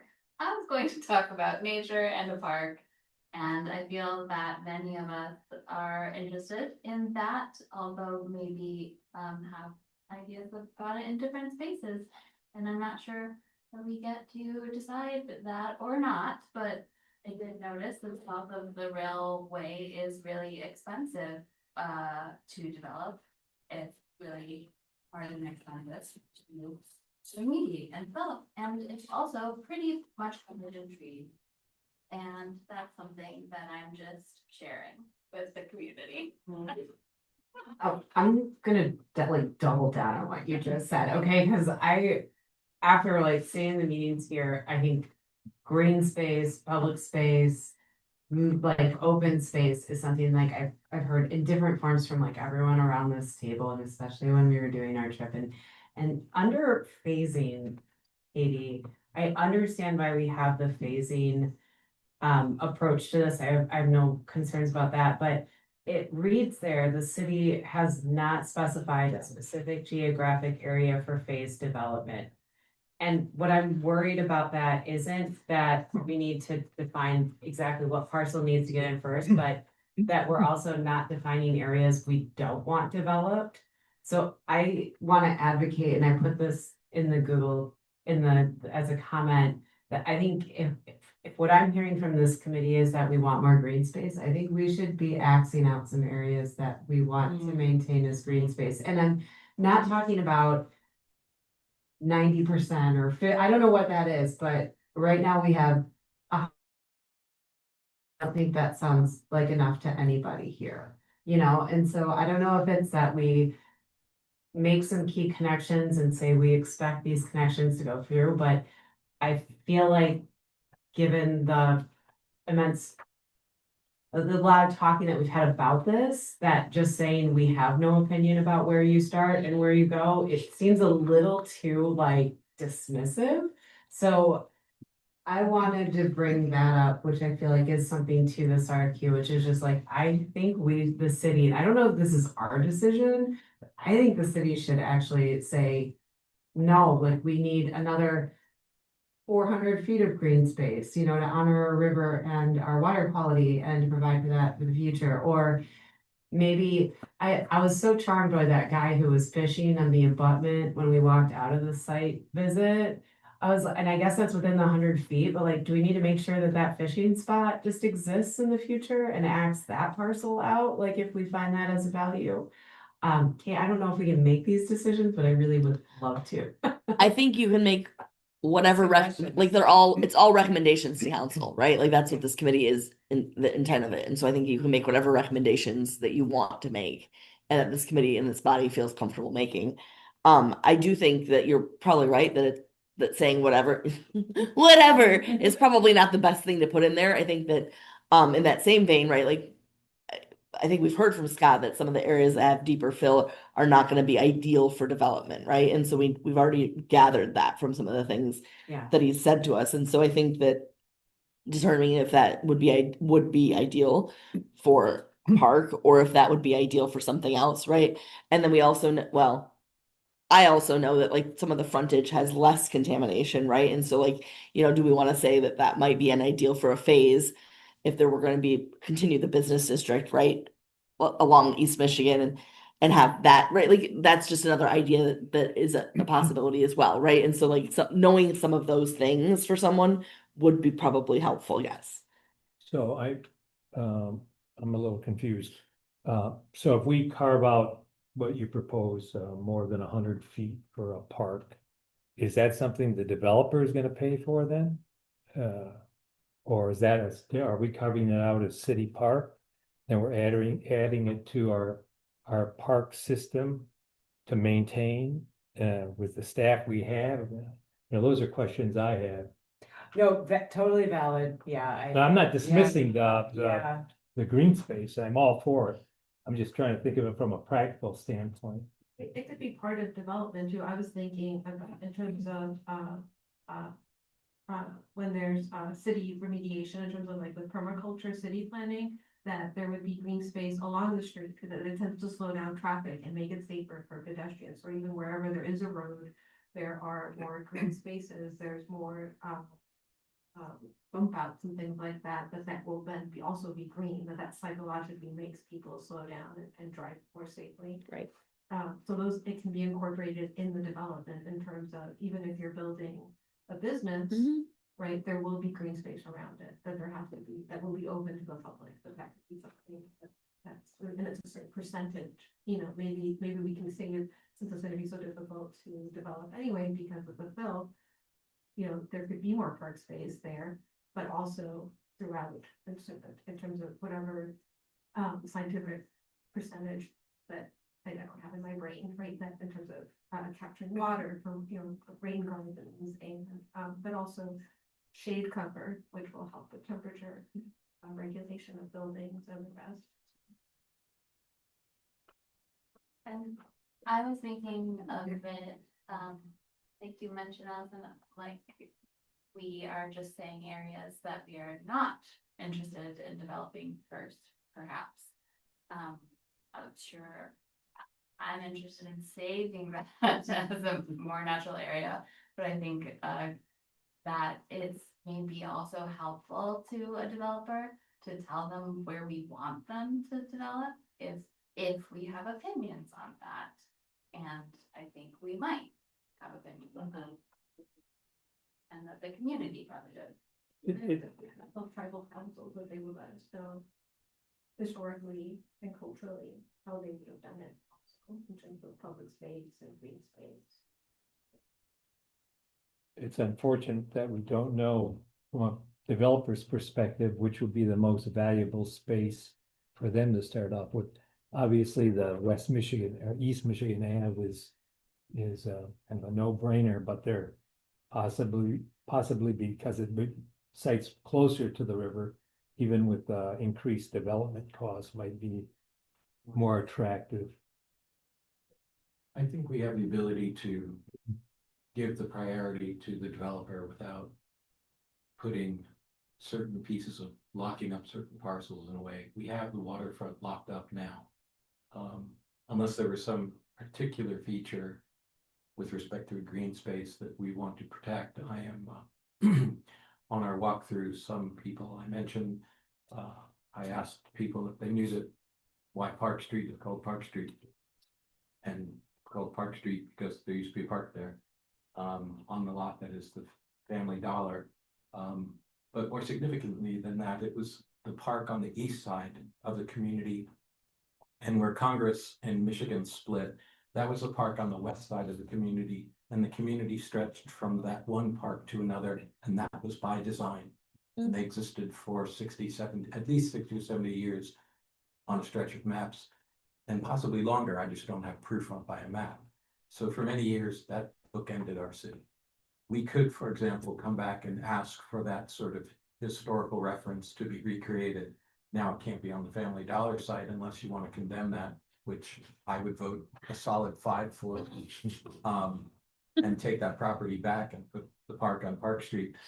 But those are also the kind of things that I think about, which goes to things like why the railroad might want to be on that map. Does a developer want to take advantage of the fact this used to be the railroad? Maybe we'll use that to spur a memory about something that occurred earlier.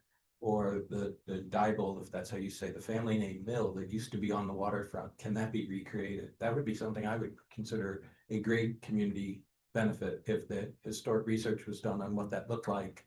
You can rebuild buildings. You're allowed to. You can do them quite authentically. It's been done all over the world. World War II bombed the heck out of Europe. They rebuilt that stuff. So we can also look at those things. And I think this site is super rich for recreating some of the history that was there, which is why I don't look at it at all as an empty lot. It talks to me. Those lines on the maps talk to me. All that history talks to me. Well, yeah, I'm almost wondering, like, is this something we can?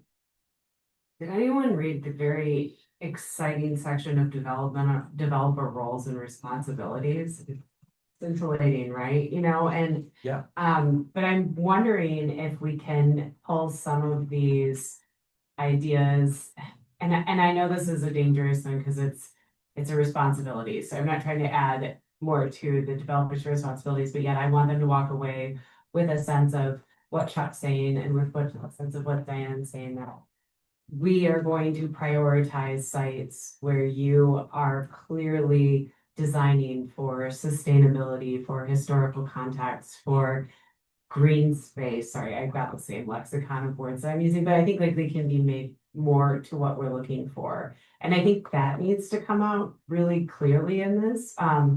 And I know it's just not here now because I think you're waiting for us to tell that, but I feel like there's some room, Chuck, for what you're saying and what I'm hearing around the table as something that we're expecting out of the developer role and responsibilities. You have to pay attention to these appendices and make sure your vision is holding the commitments or whatever language we take forward.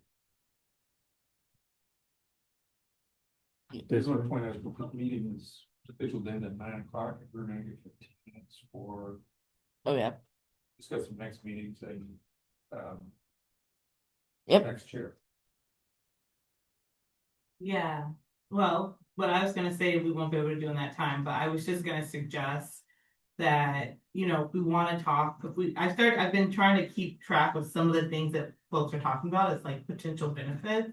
So maybe if it's not now, maybe it would be helpful if we kind of start and kind of going rounds and naming some potential things that we like, because then I feel like it'll be easier once we have a list of things.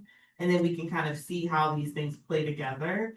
But those are the kind of things that we're gonna definitely want to include, right? And so, yeah, so it And might then not what- be what we do right now, but I would say, like, I do think it makes sense to jump into thinking about the benefits and naming out what some of those things are, because that's where we're also gonna see the things that are important to folks.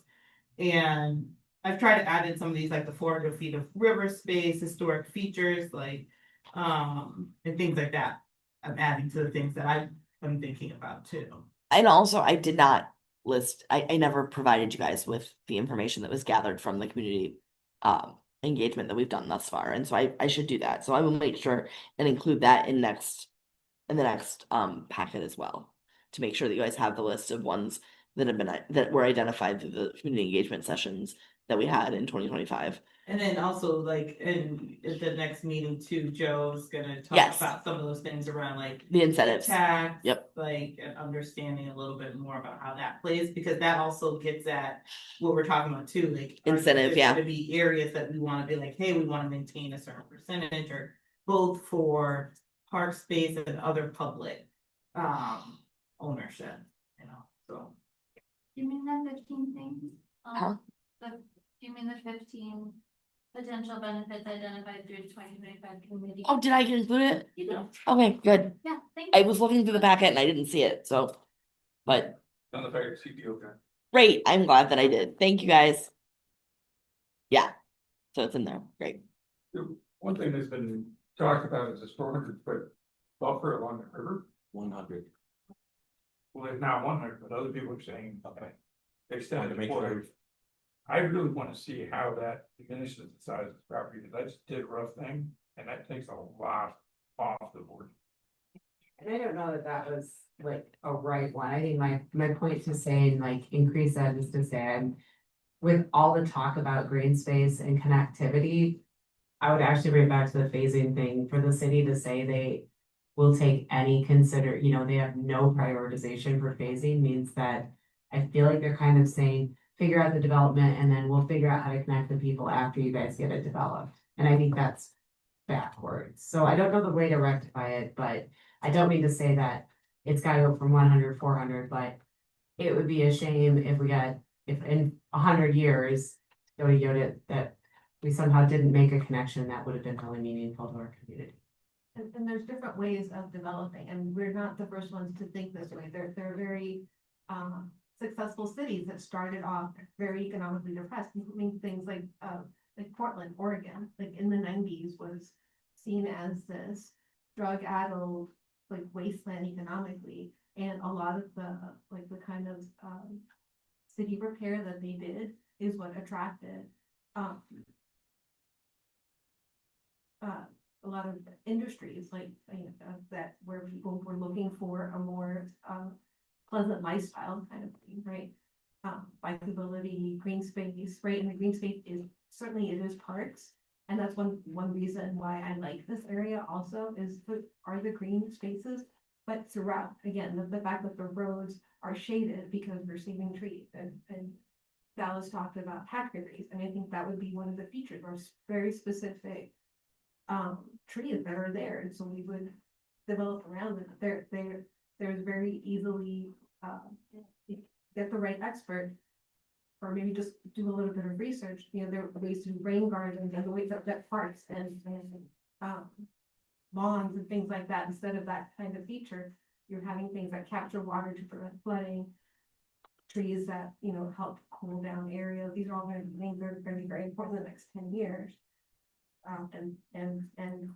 So in terms of 400 square feet, which I thought was just a number that was kind of tossed about, right? It's not necessarily that it's going to be this one huge tract of land, right? But if we could finesse that number so it's meaningful, it's not just being tossed around. But that it's natural, that we consult with how native science would have also worked it out to prevent fires and flooding and all the rest, because that there's a lot of knowledge there that needs to be tapped, as well as whatever landmarks they think are important. And that can also become, I don't want to diminish cultural aspects of it, but in terms of attracting people to the area, whether it's Bora or, you know, not just touristy things, but when I think of like the Birch Bark House up in Royal Oak, I don't know what that means yet, Cranbrook, right? They have little areas like that that can be meaningful culturally and maybe even a good place for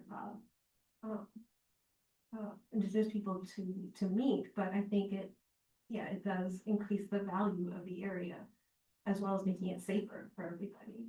And I think that will be of value to developers as well, that it's not, instead of just bowing down to, oh, they need your money, whatever you want to do, you know, and then they just dump more stuff there, kind of thing. And then a lot of it is historical. And you're looking back at European history here, European American history, but that there's other history as well. And it's all important, and to preserve what was meaningful, so that it's nourishing to those who are be living 100 years from now is important. With the time left, though, do we need to talk about how much more time we want to have these discussions? Because I'm having a hard time, Katie, thinking we're going to be done in one more meeting too, right? Well, 2, we have July and August. Oh, July and August, excuse me. Yep. So yes, so It would seem to me that we should develop a process for going after strictly the RFQ and incorporating the community benefits, but rather than sitting down and I don't have the answer, but we really need to have a way of drilling down on what's important in the RFQ and analyzing it and what we want to see and what we don't want to see and so forth. And I don't know if that's everybody goes home and comes back to the next meeting or a future meeting with suggestions, or we email those to Katie beforehand, and then she compiles that into a list or whatever. And so there's a starting point for us to move from, other than just the RFQ. homework. Yes. Shocking. So I would still propose, so what I would propose is, because we kind of are like, you know, kind of jumping, I would propose that we do start trying to do some rounds around adding in, thinking about these benefits, because that's going to also lift out the different parts of the RFQ that need to change. Because then the RFQ will need to try to adjust to support the benefits that we're looking to put forward, I think. And it also sounds like we have this document, which I did see too, where we can start to add in like some like edit ideas or language or things within that. So that feels like a nice way for if folks want to jump in at that level, they can start putting in things into that space. And we could do that in between meetings. And so thinking like, what are the reasons, like what are the things we need to do in this space? So maybe we have to determine how much, I'm just looking at the time, how much more meetings or whatever we want. And maybe we could do that at our next meeting, because we would still have time in terms of the noticing. And then that could also, but we might have a better sense once we know, like, okay, what are the sticking points? What are the things we really have to understand that we want to integrate? What are the things from the vision that are like our high priority? Like, I think that's another thing for us to look at too in between. It's like, what are pieces that we know we want to integrate within this document outside of including it as an appendix, you know? So maybe we can come back with some of those things that feel like priority pieces. And then we can kind of get a sense from each of us what our priority pieces are, what our priority like benefits are, you know, and then that will help us, I think, to know like, oh, how much more work we need to do. Because if we all say, oh, we all have the same priorities, then maybe we can finish, you know, within the meetings we have. If we have really disparate kind of ones, then we're gonna need more time. So that would be what I would propose. Is coming back next month with some solid suggestions. Like everybody will go round robin to get the suggestions from everybody, and then also determining additional meetings at the next meeting. Is that what you're saying? But one thing I think I really, you've asked us for a couple meetings and maybe we should have done it for this one is the idea of where all of our values are. So dedicate like a specific time at the beginning of the meeting to do the round robin on values and then. Or it could be the benefits, you know what I mean? But yeah. Yeah, however you're worded, but then the homework for all of us, I think, is to go through this and maybe highlight the sections Mhm. that we feel like we want to dig a little deeper in, and we can do that via comments on Katie's RFQ, because that's not working behind the scenes. And then next meeting, maybe when we get here, we can say, okay, sorry, I'm still in section mind here. Section 7 is something everyone highlighted and said we got to work on. We can chunk away at that and then kind of gauge our progress to see how many months. Sorry, I had to say this out loud to myself just so I No, understand. yeah, Not to be redundant here. Thank you for your patience, but does that feel like something we can all say that we can do, like come with that values or community benefits that are of importance to us, and then also spend time with Katie's document online to highlight areas we think need explicit input from this committee. Mhm. So am I hearing correctly? Are we highlighting things that we would like to dig deeper into because the ones that we not digging into, we comfortable with? Or, you know, like, are we digging into it because it needs to be edited, revised, or are we digging into it, what are we highlighting, like this? I know, and it depends on what you think, I guess. There's probably some sections that maybe lend themselves to more information from our perspective than others, so, but I don't mean to say that we all come out with the same sections. So what I'm hearing is at the next meeting, everybody will share we'll spend the first 30 minutes and we'll go really quick and everybody will share the community benefits that they feel are the most important for the site. Like 3 to 5 or something like that. Does that seem? You do like a little whiteboard action. Everybody will share their top 20. We'll never get anywhere.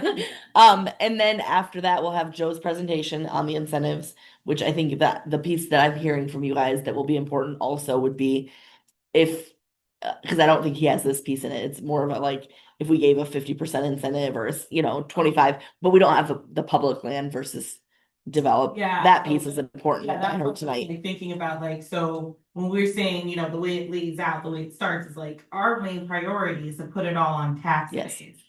But I'm Yes, looking right. at what is that range in reality in Right. terms of, you know. Public, yeah, yep. And so I think that that's a piece that I will make sure he adds to his presentation because I don't think it's in there in that context either. What else for the next meeting? RFQ. Right. Well, but I think that the benefits piece is probably one of the biggest pieces because I think that like, and I will also work on trying to redline the document significantly so that we have a better sense of of what we would want to produce, like as a, like Jeremy was saying with the ITB. Yeah, I was we gonna say, had. if we can see too what that is. Yep, yep, I was trying to note what that is, but that would be helpful too. yep, I can work on that piece of it as well. Send the document that you're talking about, Can I send the which document? it's a 365 document. I can send it, I did send it, You have it. you have it. Oh. I can't find it. That's Okay. why I'm saying- Oh. Okay, yeah, I can, yes, I can resend it, I sent it on the 17th, I'm happy to resend it, yep. Yep. I've been sitting here looking for. Sorry, yeah, I can resend it for sure. I haven't made this clear. I want to formally invite tribal councils or whatever, and just the groups. I love hearing that Nicole's already working on that piece, but I wanted it to be part of this committee. And informing us and, for our recommendations. So I want that scheduled at some point.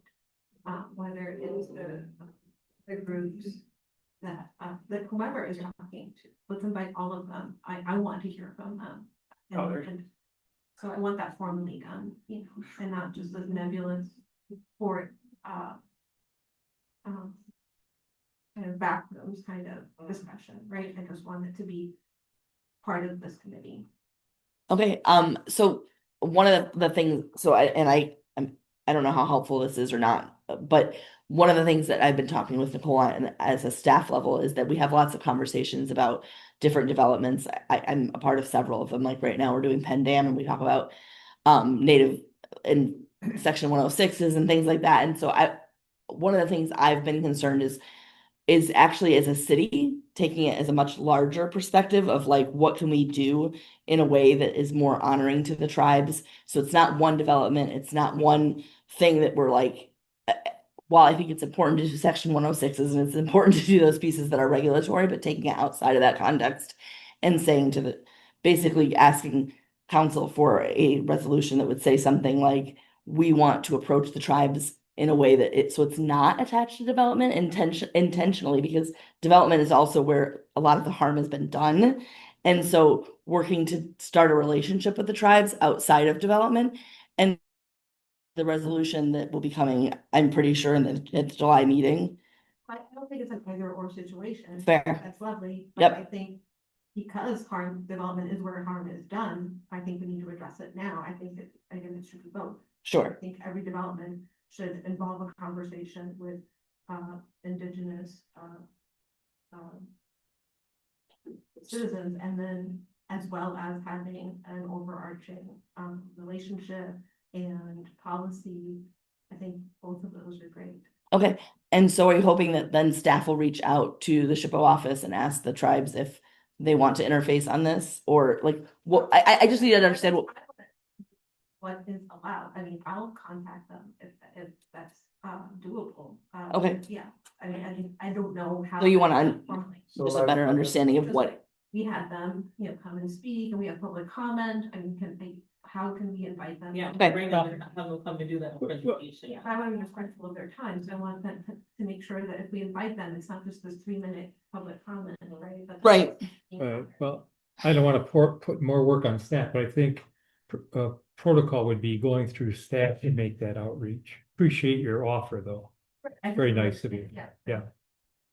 I mean, So is it against the law for us to to talk to the tribe and stuff like that? Like, does it sound like it's kind of like staff have to do it? I don't know, I'm not opposed to either way. It's kind of like what I hear Ms. Diana saying is, what can she legally do as part of this community to kind of get the tribal people or, more involved with this stuff, even if it's coming to sit with no minutes? No, I don't think there's any legal issue. I'm just saying from a protocol standpoint, staff. Katie's already working on these with other developments to reach out and make that invitation. And so Certainly I'll nothing wrong with communicate Diana with our, making the invitation, but I our historic planner and find out what the best way is, and then I'll let you guys know at the next And meeting. also put you on an email chain with,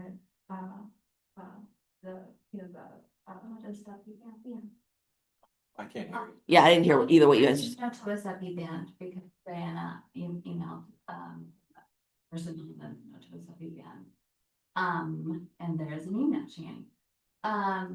I would just say, I would just say that, the tribes, the 12 federally recognized tribes that we have in Michigan are sovereign nations, and, they are running their nations.